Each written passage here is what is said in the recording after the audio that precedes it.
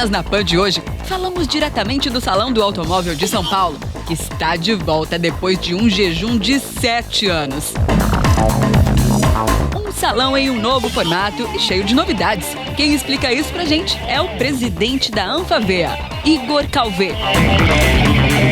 Você vai ficar por dentro do lançamento do novo BYD Atto 8 em uma entrevista exclusiva com Alexandre Baldi. Ricardo Bastos, da ABVE, traz uma análise repleta de muita tecnologia, eletrificação e inovações que estão mudando o setor. E para equilibrar futuro e tradição, vamos também para São Bernardo do Campo, na fábrica da Volkswagen, revisitando ícones históricos dos carros da família. E mesmo em um dia nublado em São Paulo, Leonardo Maríngolo coloca o mais novo Renault Boreal para rodar e conta tudo pra gente. Então se ajeite bem aí no cockpit e aperte os cintos, porque o Máquinas na Pan, direto do Salão do Automóvel, está só começando.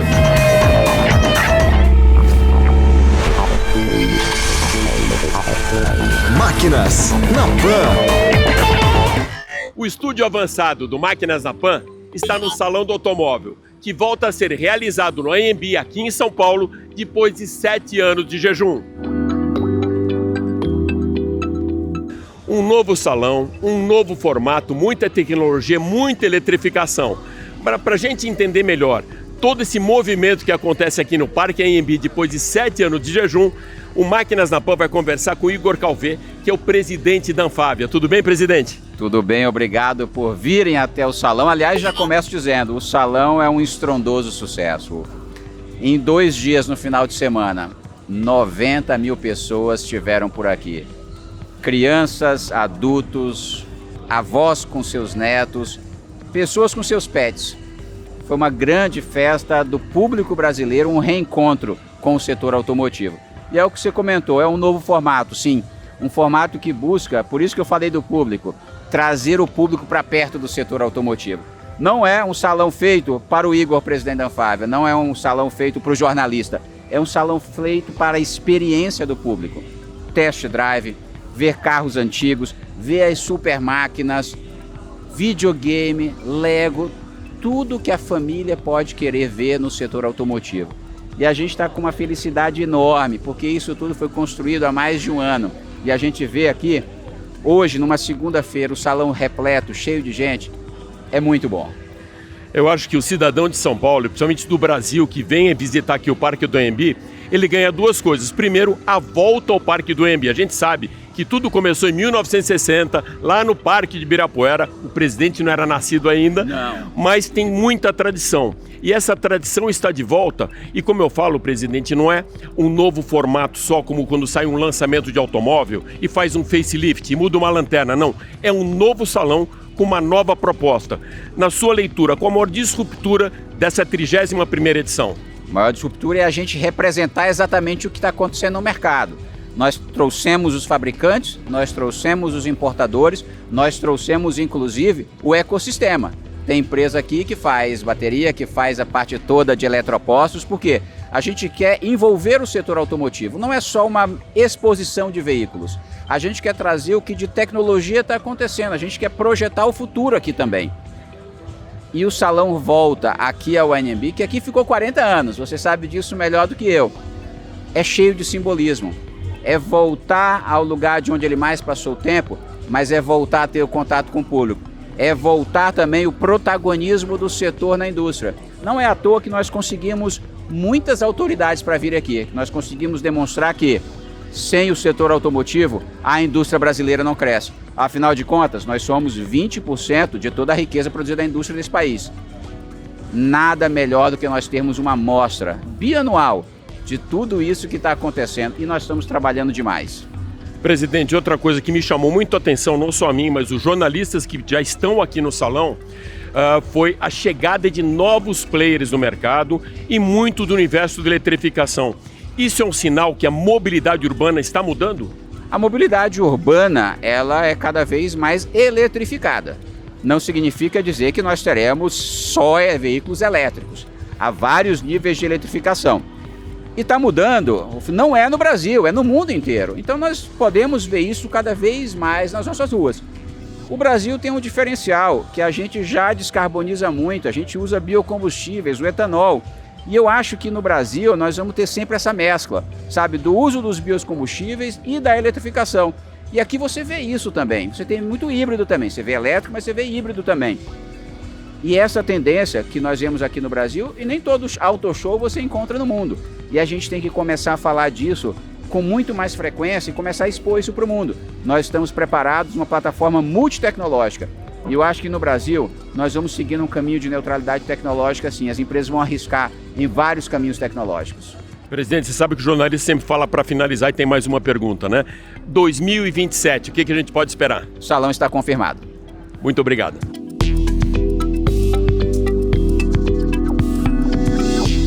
Povo de Roma, olha só quem está aqui do meu lado, João Anacleto do canal A Roda, que eu normalmente coloco a alcunha do centurião dos centuriões, e hoje aqui nesse novo formato de salão do automóvel. Tudo bem, Johnny? Tudo ótimo, meu sósia aí na Jovem Pan. Muita gente confunde, mas eu queria ter a audiência que esse cara tem. Johnny, salão novo, 7 anos de jejum, volta agora para o AMB em São Paulo, daquele formato antigo, tudo começou no Ibirapuera, pouca gente sabe disso, só os caras da minha idade, mas teve lá também no espaço da Imigrantes e agora de volta aqui. É novo de verdade, não? É novo porque teve uma isonomia na hora de fazerem os stands, né? Todos os stands mais ou menos do mesmo tamanho. Eu gostei disso porque não tem o poder financeiro para uma marca ter mais público que a outra. Então, é pelo produto mesmo, é pela criatividade de cada stand e justamente pelo que o povo quer ver, né? Então, eu achei interessante. Ele tá meio morno ainda, né? Porque não é de uma hora para outra que vai pegar, tem que ter aquela coisa cultural das pessoas virem e também não foi mais no mesmo final de semana da Fórmula 1, o que afasta um pouco o público que vem de fora, né? Antes com a Fórmula 1 junto no mesmo final de semana, dava aquela bombada porque já vem ver a Fórmula 1, aproveitava, ficava mais um dia e passava no salão. Nesse ano não aconteceu, mas já fui buscar informações que a próxima edição de 2027, também aqui no AMB, graças a Deus, porque eu sou um cara da Zona Norte, é bem pertinho de casa, vai acontecer no mesmo final de semana da Fórmula 1. Isso acho que vai impactar ainda mais e aí vai voltar aquele grande momento. Mas acho que a questão dos stands serem todos iguais, ninguém usar o poder financeiro para fazer um prédio aqui dentro, valeu muito a pena, principalmente pra gente, para cobrir assim, fica uma coisa até mais fácil. João, é de verdade uma invasão chinesa e uma invasão da eletrificação pela primeira vez com esse porte todo aqui no Salão de São Paulo? Olha, invasão chinesa é um termo acho até pejorativo, porque na verdade eles não invadiram, eles vieram e conquistaram, né? Eles não só invadiram, quebraram tudo. Na verdade tem muita marca chinesa porque os produtos chineses estão tendo uma boa aceitação, a eletrificação já está na vida de muita gente e a chegada de marcas como Leapmotor pela primeira vez expondo, MG pela primeira vez expondo, GAC pela primeira vez expondo, deixa isso ainda mais claro, né? Que as pessoas querem ver os carros, eles trouxeram para ver, trouxeram produtos superiores e não adianta, você vai nos stands, eles estão sempre cheios, inclusive da Avatar, que a Caoa Chang'an trouxe, que são os produtos mais tecnológicos da China, que vem chegando aqui também. O stand deles está um formigueiro. Aproveitando que você falou da Avatar, dá os destaques na tua leitura do salão. Bom, para mim, Caoa Chang'an foi uma surpresaça, né? Porque a gente tem a Caoa Chery, que era uma parceria muito sólida, firmada há muito tempo, agora com Caoa Chang'an, que é uma das top 5 da China, e com essa parceria com a Avatar, que é uma parceria de Chang'an, CATL, que é a maior fabricante de bateria do mundo, e a Huawei, que você já deve ter ouvido falar muitos casos sobre o 5G, né? E sobre a proibição dos Estados Unidos, da Huawei nos Estados Unidos, enfim. Também o Jeep Avenger, que chegou quebrando a vitrine lá, como fosse um Cherokee dos anos 90. Vai ser um carro que vai ter uma boa inserção de mercado. Destaco também o Honda Prelude, né? Para os mais amantes, mais aficionados, mais entusiastas. O Prelude voltou, o carro que foi vendido aqui de 91 a 95. Essa é a 6ª geração do carro e a Honda vai trazer para posicionar ali entre 350 e 400 mil reais. É muita grana? É muita grana, óbvio, mas os entusiastas gostam disso, né? Tem também a chegada da MG, bem interessante também. Trouxe 3 carros de uma vez e é uma marca que tenta ainda manter aquela fleuma inglesa, mesmo sendo chinesa, e com produtos com preço interessante. E um quinto destaque, deixa eu pensar aqui, acho que foram as novas gerações do Tiggo 9, né? E o Tiggo 8 que vai estar na Omoda e o Tiggo 9 que a marca traz para ser um competidor de BYD, que também chegou com o Atto 8, e também o GWM Way 07. Isso pode chamar de invasão chinesa, porque eles estão chegando com produtos que em outras marcas custam 600, 700, 800 mil por 300, 400, 450 mil. Você fala bem, hein, João? Se eu vou falar pra você, 8 anos fazendo isso todo dia. Se não tivesse aprendido, tinha que vender pastel, né? Com esses olhos de japonês aqui.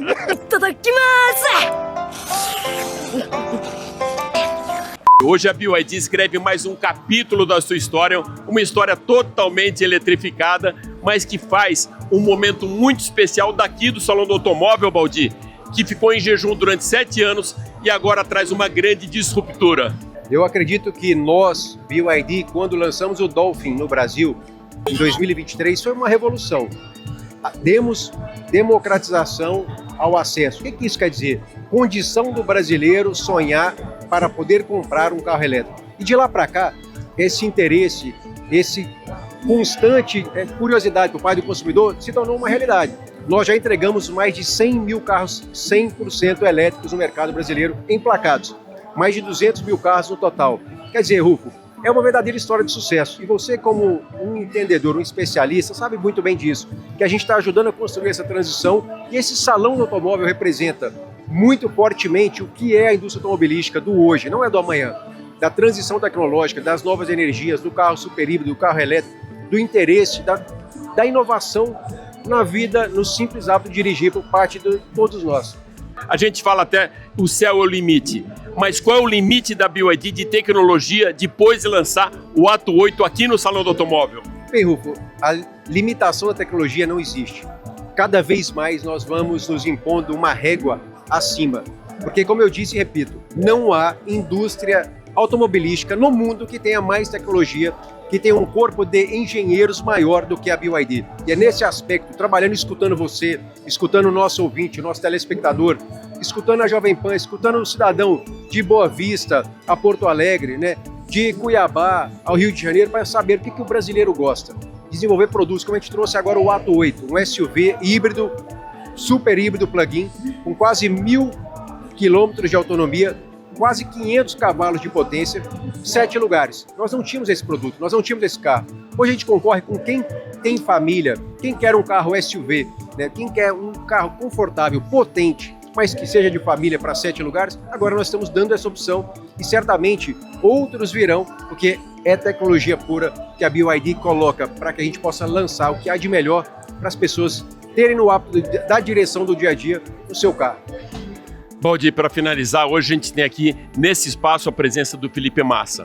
E eu sempre que converso com um piloto, seja na largada, depois da largada ou pós-corrida, eles comentam com a gente que chegar na liderança é muito difícil, mas é mais difícil ainda manter a liderança e criar essa fidelização. Qual a estratégia para vocês para manter essa liderança no Brasil, tão grande dos eletrificados, sem ter que ficar olhando o tempo inteiro pelo retrovisor? Bem, Rufo, com toda a sinceridade e humildade, o nosso desafio é alcançar o posto de número 1 no mercado automobilístico brasileiro. Não entre os de novas energias, que são os eletrificados ou que são os híbridos e elétricos, mas entre todos. Nós darmos ao consumidor brasileiro, a você que nos assiste, a você que nos ouve, a condição de comprar o que tem de mais inovador e tecnológico no mundo, aqui no Brasil, com preço acessível e competir com as maiores marcas. Então eu respeito muito aqueles que entram, eu respeito, alguns podem se aventurar, outros, como já aconteceu, vêm para o Brasil, não conseguem sobreviver e acabam abandonando o consumidor brasileiro. Quer dizer, nós viemos, construímos uma fábrica, consolidamos uma marca, estamos na nossa caminhada para que a gente possa ser a maior entre todas. Então, quer dizer, o nosso objetivo ainda está longe de ser alcançado e certamente ter respeito por todos, mas tecnologia e inovação é pura BYD. Obrigado, Baldi. Obrigado a você, querido. Obrigado a vocês. Um dos principais comentários sobre esse novo Salão do Automóvel, a 30ª edição do Salão do Automóvel de São Paulo, foi a virada de chave, principalmente para o universo da eletrificação. E é exatamente por isso que eu tenho aqui do meu lado o Ricardo Bastos, que é o presidente da ABVE, Associação Brasileira do Veículo Elétrico. Tudo bem, Bastos? Tudo bem, Alex. Prazer sempre estar com você aqui no Salão do Automóvel, para a gente aí contar um pouco dessa nova história da indústria automobilística. E é uma nova história mesmo, sabe? Eu estava conversando ontem, inclusive, com o Igor Calvé, e falava para ele que esse salão do automóvel não é quando, às vezes, uma montadora faz um lançamento e fala que é um novo carro e só um facelift, uma mudança na lanterna. É um novo salão, né? É verdade, o Igor é um grande parceiro aí agora na Anfávia. Fábio é responsável por tudo isso aqui, a BVE obviamente apoiando, temos vários associados da BVE expondo aqui, não apenas as marcas chinesas, mas também marcas brasileiras que estão com seus produtos aqui, carregadores também. A gente traz, além da eletrificação que veio aí com a nova tecnologia, também a praticidade de você carregar o veículo na sua casa. Então a volta do salão ela é muito importante, né? Após 7 anos que a gente ficou sem esse salão, tendo novas marcas agora participando, novas tecnologias, então acho que é isso que o consumidor, quando a gente olha aqui o salão lotado, cheio, as pessoas vindo para conhecer, além do carro que atrai muito o brasileiro, a gente também tem a questão tecnológica. E aí o ponto de grande virada foi a eletrificação, e que ela já está sendo produzida aqui no Brasil. Bastos, a gente já viu alguns movimentos e que acabaram não com esse crescimento tão grande que eu reputo hoje até como um crescimento acima da curva no Brasil, com eletrificação. Na tua leitura, por que agora essa equação deu certo? Olha, uma das coisas importantes é a questão ambiental que norteou toda essa nova transformação da indústria, né?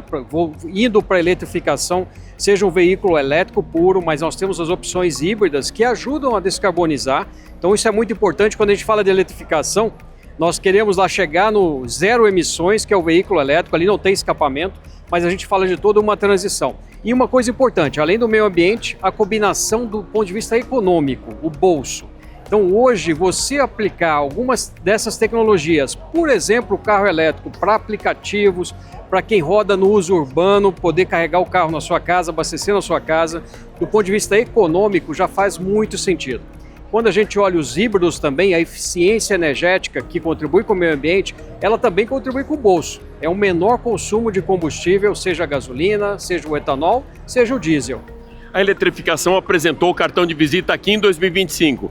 A gente pode esperar também um salão de 2027 ligado na tomada? Eu tenho certeza ainda mais ligado na tomada. Agora isso não tem data para acabar, não é uma virada de chave da noite para o dia ou de um ano para o outro. Nós vamos ver a eletrificação crescendo sim, crescendo em vários segmentos que ela ainda não está presente hoje, por exemplo, no segmento rural, do agronegócio.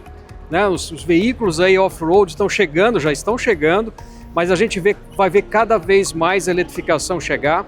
É um caminho sem volta, seja pela questão ambiental, como a gente comentou, seja pela questão econômica. E nós estamos fazendo um planeta melhor, mas também uma qualidade de vida melhor para nós todos.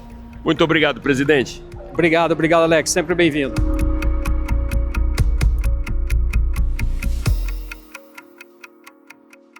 Muitos lançamentos, inovações tecnológicas e muitas disrupturas do mercado. Mas é importante também a gente preservar a história da indústria automotiva nacional. E agora, para a gente tirar o carro da tomada e virar a chave da tradição, eu vou pedir para o nosso editor Daniel Pegas me teletransportar para São Bernardo do Campo para a gente revisitar os carros da família brasileira. O Máquinas na Pan vai mostrar hoje uma linha do tempo. Não é à toa que a gente está bem à frente de um relógio da DIMEP, aqui fazendo fundo, cenário para a nossa gravação. A linha do tempo da Volkswagen, com esse craque aqui do meu lado, o gerente de comunicação da Volkswagen, amigo, parceiro, piloto Ricardo Dilser. Tudo bem, Dilser? Tudo ótimo, tudo ótimo. Eu adoro vir aqui nesse espaço, na garagem Volkswagen. Aqui que a gente materializa através dos carros expostos, né? Sonhos, conquistas, o primeiro beijo, o primeiro namoro, tudo aconteceu dentro de um Volkswagen, né? E todo mundo tem uma história com o Volkswagen. E aqui nesse espaço a gente consegue ver os carros e trazer essa memória pra gente, que é muito legal. Eu vou fazer uma pergunta muito difícil para você. Com todos esses filhos que você tem aqui no seu acervo, filhos mais bonitos ou mais queridos, ou que trazem mais história para a tua memória afetiva? Escolher filho é difícil, hein? Mas vamos lá. Peraí, eu vou deixar ele mostrar agora um a um. Eu sempre gostei da história da indústria automotiva brasileira, o Brasília. Brasília também projetado, desenhado, desenvolvido, produzido no Brasil. Esse carro aqui que vocês estão vendo, essa unidade, ela fez até intercâmbio. O pessoal do Máquinas na Pan, esse carro saiu do Brasil, foi para a Alemanha, imagina os alemães olhando isso aqui, só tem no Brasil, uma jabuticaba. Esse carro ficou 10 anos na Alemanha e volta aqui para casa. Desenho também do Pian Castelli, que foi um grande design brasileiro no início dos anos 70, finalzinho dos anos 60. Volkswagen 1600. A galera conhece ele como Zé do Caixão e eu acho que até o nome foi uma sacanagem, porque esse carro foi muito mal compreendido. Esse carro era um Volkswagen 4 portas, na época ninguém queria, mas ele já tinha algumas soluções muito interessantes, tanto em termos de design quanto de espaço interno. E o povo não recebeu muito bem ele, até porque era um momento onde a Volkswagen tinha a Fusca, e o Fusca era um sucesso tremendo. A Volkswagen vem como opção de um carro 4 portas, espaçoso, que caiu muito bem no gosto dos taxistas. E na época tinha muito preconceito, né? Hoje a gente sabe que o taxista é o cara que entende de carro, mas na época o taxista era visto como um motorista que levava, que trazia, e o carro do taxista era um carro funcional. E esse carro é absolutamente funcional. Mas ele não foi bem em vendas, porque ele tinha esse estigma do 4 portas e na época ninguém consumia carro 4 portas com esse tamanho. Então hoje, o que deixou de ser um sucesso comercial se tornou um sucesso para os colecionadores, porque esse carro é muito raro e é muito legal ter ele aqui. Agora vamos para a minha próxima escolha. A minha grande paixão por carro começa aqui. Na Kombi, eu tinha os meus 5, 6, 7 anos de idade, ia para a escola, ia de Kombi. E hoje vocês veem aqui esse cara formado, que gosta, que ama automóvel e que tem uma certa repercussão. Tudo começou aqui, ó, de pé na Kombi, indo para a escola. Próximo, vem cá. Mas olha que sensacional. O Fusca tem uma história única, não só no Brasil, como no mundo. E não estou falando de volumes de venda, não. Só que no Brasil, mais de 3 milhões de unidades desse carro foram produzidas. Detalhe, 50% deles estão rodando, então tem mais de 1,5 milhão de Fusca no Brasil rodando. Se tem um carro que é sinônimo de robustez, é o Fusca. Mas o que eu quero falar para vocês da minha escolha é o seguinte. O Fusca foi o único carro no Brasil e no mundo que parou de ser produzido e voltou a ser produzido. E não é que voltou a ser produzido uma semana depois, não. Ele parou de ser produzido em 1986 e voltou em 1994, quase 10 anos depois. Pro último, vem cá.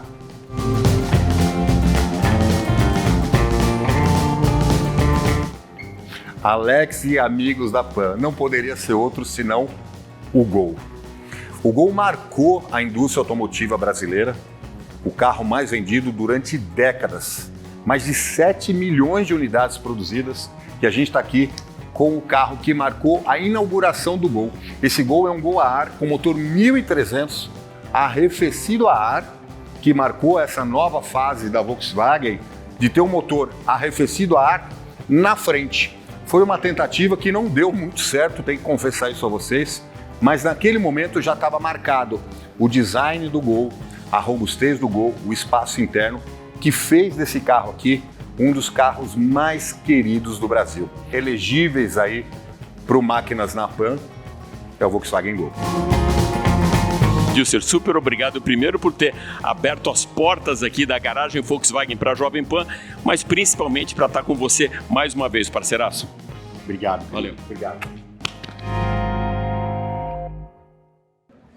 E do climatizado Parque do AMB, a gente vai agora para uma tarde chuvosa na cidade de São Paulo com o Leonardo Maringlo, que visitou o Boreal. E não é a Aurora Boreal não, mas sim o novo Boreal da Renault. Meu caro Alex, mais uma vez aqui na Selva de Pedra com esse tempinho chuvoso que deu uma trégua pra gente poder conhecer a grande novidade do ano aqui da Renault, o Renault Boreal. Vamos lá! De cara, a gente tem uma grade um pouquinho diferente do que a gente está acostumado em carro a combustão.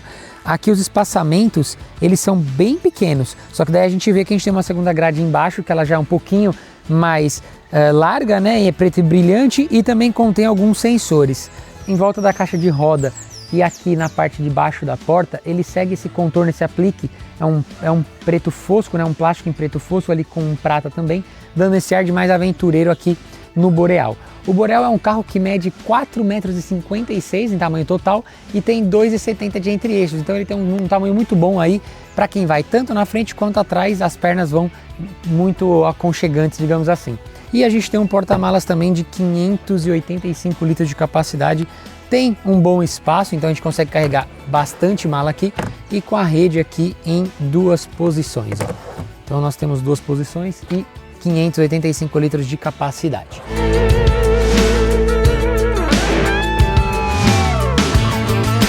Painel. Então no painel a gente tem cluster e multimídia de 10 polegadas, tem um design diferente, é uma grafia que eu acho que eu não tinha visto ainda muito parecido com outros carros, mas eu achei bonito, eu achei que ficou um design bem trabalhado, uma grafia fina assim, né?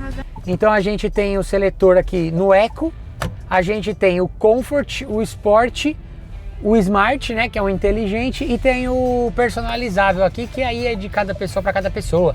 O Renault Boreal, obviamente, não podia ficar de fora, então ele tem aí o ADAS completo, então a gente tem muita tecnologia, segurança, comodidade. E debaixo do capô aqui do Renault Boreal, a gente tem o motor 1.3 Flex com injeção direta, que entrega pra gente aí 163 cavalos no etanol, 156 na gasolina, e em ambos os combustíveis ele entrega 27 kg de torque. E é um motor que tem atrelado um câmbio de 6 velocidades de dupla embreagem. Então é um câmbio aí bem confiável e bem rápido também, né? O consumo aqui do Boreal no etanol fica entre 7,8 e 9,4, né? Então isso varia entre cidade e estrada. E na gasolina, o consumo dele melhora um pouquinho. Então na gasolina a gente consegue fazer aí na casa dos 11,2 na rua, né, na cidade, e 13,6 na estrada. Não é nada mal. Pensando no peso do carro, é um consumo muito bom, faz uma média muito boa. Eu tenho usado bastante ele essa semana, só que eu tenho usado bastante dentro da cidade. Meu consumo médio ficou em 7,8 mais ou menos, mas assim, eu peguei bastante trânsito também, tá? Só para deixar bem claro, eu peguei bastante trânsito, eu fiquei muito tempo parado no trânsito, e isso acaba acarretando aí num consumo um pouco mais pesado.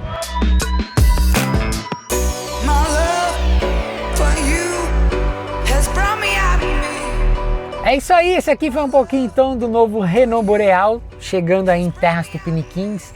E a gente tem 2 versões, 2 valores diferentes. A gente tem a versão Evolution, chegando por R$180 mil, e a gente tem essa daqui que é a Iconic, né, ou Iconic, que chega por R$215 mil. Ela é uma versão mais completa. Mas é isso, meu amigo, eu vou ficando por aqui, eu te vejo numa próxima, um abraço e até mais.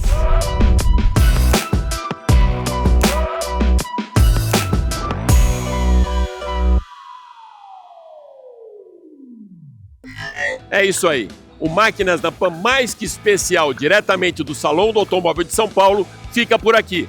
Mas vai lembrar que você pode acompanhar toda a nossa programação pela TV Jovem Pan News e pelas plataformas digitais da Jovem Pan. Super obrigado pela sua audiência e até a próxima. Valeu!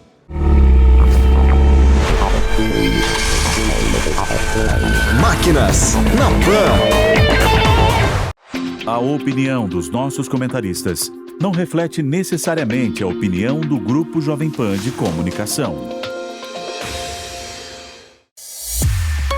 Realização Jovem Pan.